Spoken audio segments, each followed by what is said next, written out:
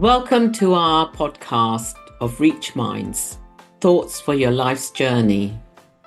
In today's session, we will be exploring energy healing using different modalities to access our creativity through Reiki practice.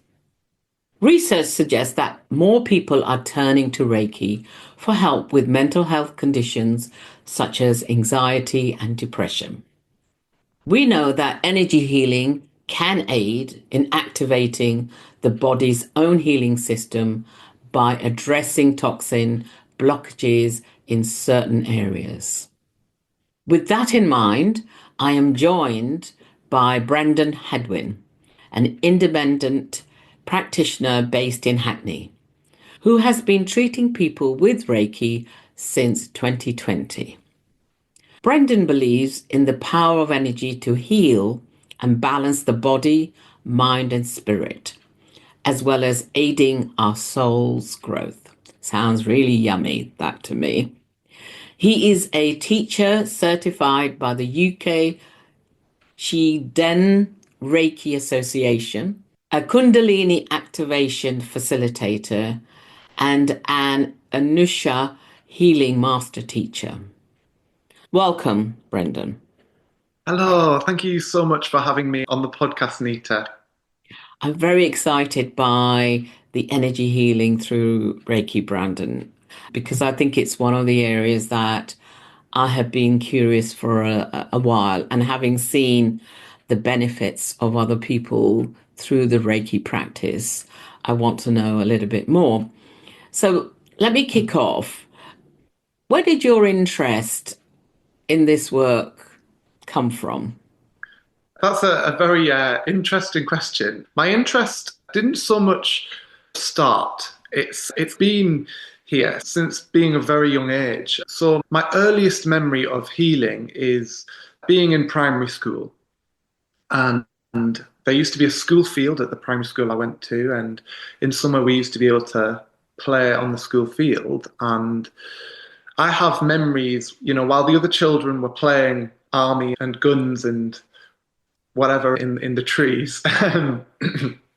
I was busy in a bush with rocks and grass and various plants, actually pretending to make medicines for the army soldiers. They'd come in and they'd pretend to be wounded, and I would help them. It's on reflection, it's probably not great to be putting that on a graze. I hadn't recognized that that was the earliest memory of me really being interested in helping others in an alternative way.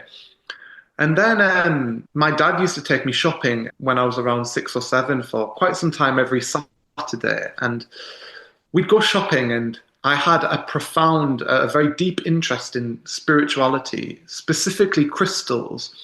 We'd go shopping on a Saturday, and my dad would take me to various different crystal shops, and I'd spend money on buying crystals. I remember going to Waterstones and buying a copy of Judy Hall's Crystal Bible, which kind of explains all of the different benefits of each stone. And then I remember when I was around 12, I think I got my first tarot deck. So I've always had this interest in spirituality and healing and I guess searching for something greater, something always connected to energy.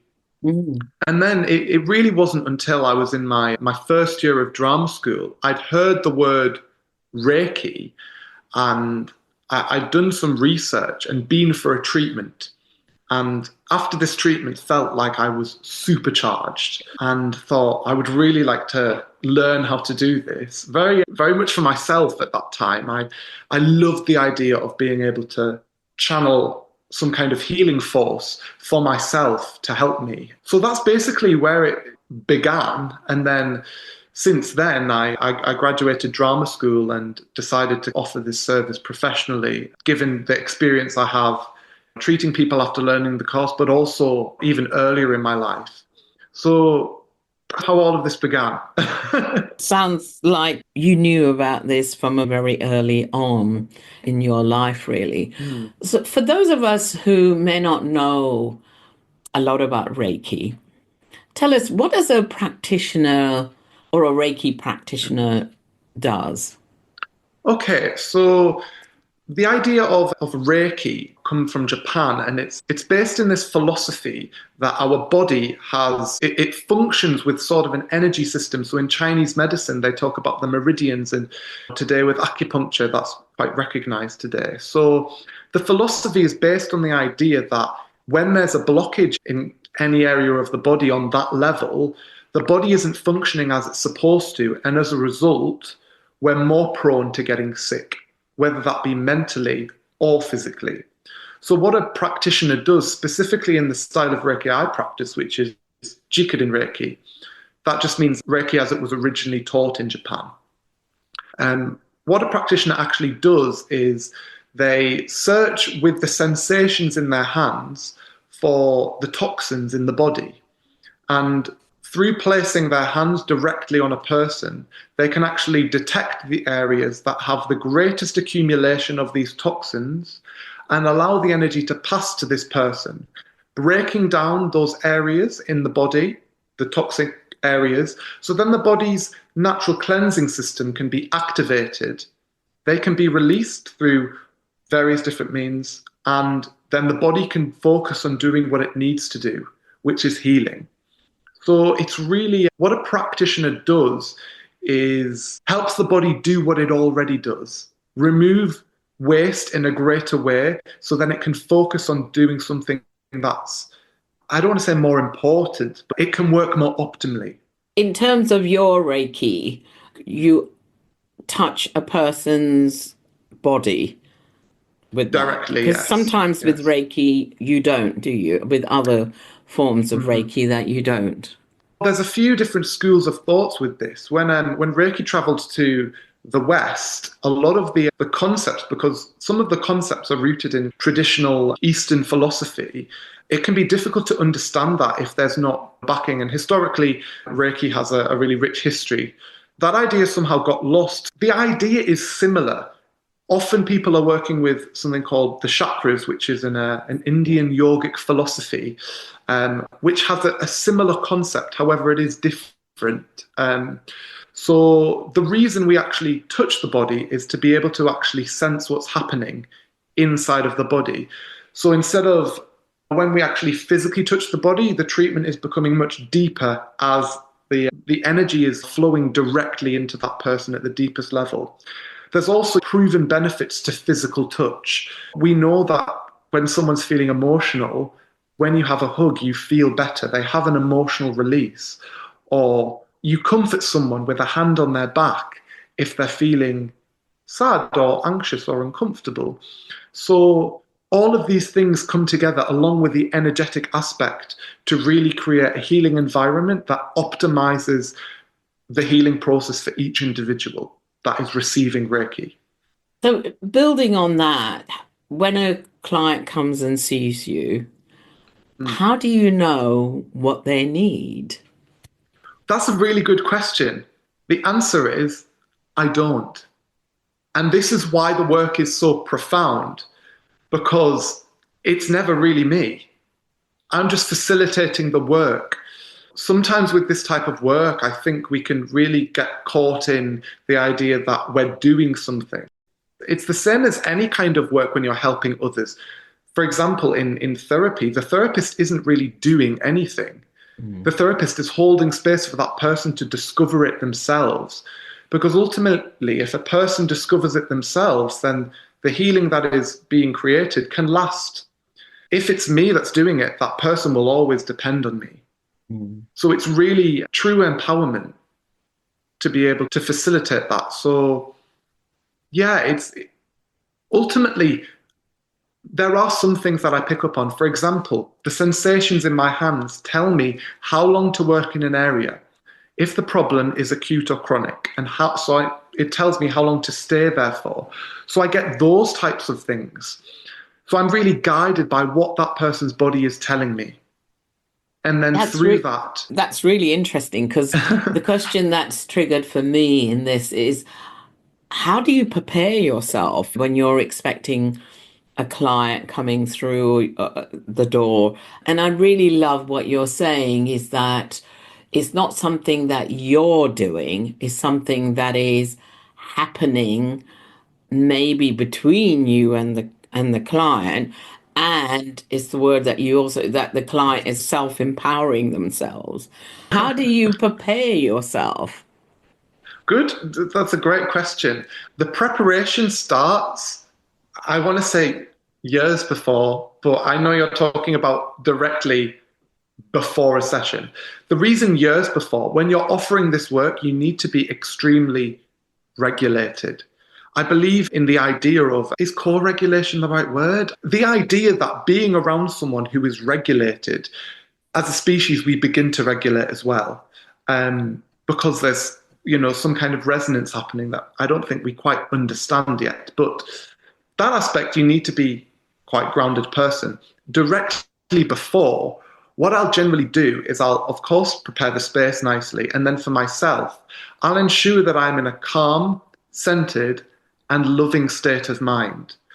Because ultimately, a person is coming to be healed. That person, if we look at that for a second, what are they seeking? They're seeking understanding. They're seeking compassion. Really, what they're seeking is love. I get into a frame of mind where I can look at that person not from what they're telling me, but as a human being, beyond everything that's happened to them. I'm getting into a state of mind where I can look at that person as a child, as this innocent person who's been through this often, awful, difficult journey that they really need some help with. So I prepare myself by, I don't want to say activating, but I guess what you're triggering for me is a sense around that you're a space around non-judgmental and also your own presence and accessibility to be holding that person in whatever space they're in. There isn't your own stuff getting in the way of working with that individual. that's right. And just to follow on what you're saying, sometimes I have that process before I begin. I really just take a moment and say, just to make sure nothing creeps in. This is not about me. Mm. And this is everything about that person. What I really liked what you said is when we're doing a session, it's not something that I'm doing, it's something we're doing together. There's no, I'm just, it's hard to explain it, but it's a collaboration. We're both equals in this. Mm. And through that, we both get the benefit. Absolutely. Now, how long does a Reiki session last? So generally, we say a minimum of 30 minutes. I offer 1 hour sessions and 90 minutes. Now, it's much better to do a 90-minute session, in my opinion, from my training and expertise. The reason for that is because we're having physical sensations in our hands that are telling us how long to treat in an area for. An extra 15 or 20 minutes on an area can make a huge amount of difference when it comes to creating change with that person. Sometimes if a person is coming who's really dysregulated, it can take a bit of time for them to even trust enough to basically allow a person in. Some people are dysregulated and they've been through such a difficult time that it can take a number of sessions before they feel ready to really start letting go. So really, we say minimum 30 minutes, but in a professional setting, that's really not enough time for a person to fully switch off. I know it's common to see today a therapy hour being 45 minutes, but in my experience, I'd argue that's still not enough time to really allow a person to settle and ultimately be ready to receive. We're giving so much today that I think we forget to receive. I think that is so true. In terms of some of the practical benefits of Reiki, how would you share that with people listening into this? I can understand the word Reiki and energy has so much taboo attached to it. It's really, I really understand when I share I'm a practitioner. Some people can maybe think I'm a bit crazy. And there's really this word woo surrounding it. But I think if we look at it in terms of nervous system regulation and the feelings that you can feel practically from a session, that's really where the magic takes place. So some of the practical benefits you could receive from a treatment is very deep relaxation.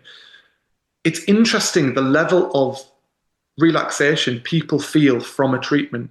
Often the feedback I get is actually, I feel more relaxed than when I receive a massage. Bearing in mind during the treatment, I'm not manipulating that person's body in any way. I'm placing my hands. So there's the practical relaxation, which, ultimately the body's going into rest and digest. A sign that happens is stomach gurgling. So within 5 minutes of a Reiki treatment, generally the stomach starts to gurgle, which is telling me that the nervous system that the parasympathetic nervous system, is becoming activated. So that's the first kind of practical benefit. The second practical benefit, I'd say, is really coming home to yourself. When was the last time that someone laid down for an hour, apart from a massage, really with themselves?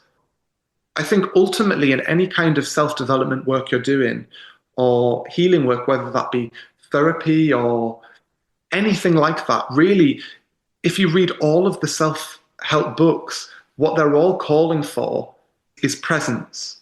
All of this happens in presence. Healing happens in presence. Change happens in presence. That's another benefit. We can begin to become present. And as you explained, this calmness that people can have in a society today that is overrun with mental health, we don't have enough headspace to hold our experience and another's experience. So really it can allow us to create more space by becoming calm, and then we can actually begin to help others. Because I think it's my belief today that we're really, we're giving from cups that are half empty, and the cup has to be overflowing before you help someone. And Reiki helps us to do that. Often, some people can really feel quite uncomfortable going for a massage as it involves having to take your clothes off. The benefit with Reiki or any type of treatment like this is the treatment's actually done fully clothed, which provides a sense of safety. So if you're wanting to try something like that, that space can be held safely for you. I do what you were saying earlier on, that through Reiki, you are coming home to yourself. That really resonates for me because it means you're coming home to your pure, authentic self, the part of you that needs nurturing and compassion as well. So I'm wondering, after having a few sessions of Reiki, is this something that you can begin to do for yourself? Or do you always have to be going to a Reiki practitioner? That's a very good question. This is the thing. I think with this type of work, what we're aiming is for a person to be able to regulate themselves. Fundamentally, a person would need to learn to do Reiki. However, can you learn how to regulate yourself from this type of work with a practitioner who has that type of knowledge? Absolutely. And that's really what we're aiming to do. I think similarly, I feel really passionate about coming back to ourselves. I think your kind of core message as we draw this to a close is by connecting with ourselves, we can stay grounded within ourselves so that in a world which can be unpredictable and volatile, we're not thrown off it. Reiki is something we can rely on to do that because it provides a very specific response. And it's simple. As soon as I lay my hands on myself or someone else, I begin to regulate myself with Reiki. So it's really a reliable resource for us to learn or receive that gives the same results that are predictable in the face of something that's quite volatile. So it's really making us feel supported and reassured that at the core of things, we can breathe and take space. That sounds lovely, Brendan. And I want to thank you very much for sharing your experience and your insights into much more than just Reiki. It's just the whole philosophy around love and self acceptance. I think it's very powerful for us to ponder and think about that? I think if there are any practitioners or people interested in Reiki who are listening right now, hello there. I think my biggest advice I could give is you don't learn Reiki from a weekend course. You learn Reiki by doing it. When your hands are placed on another person and your heart is open, that is Reiki. Love that. Thank you, Brendan. Thank you so much, Nita. If you enjoy listening, tell a friend.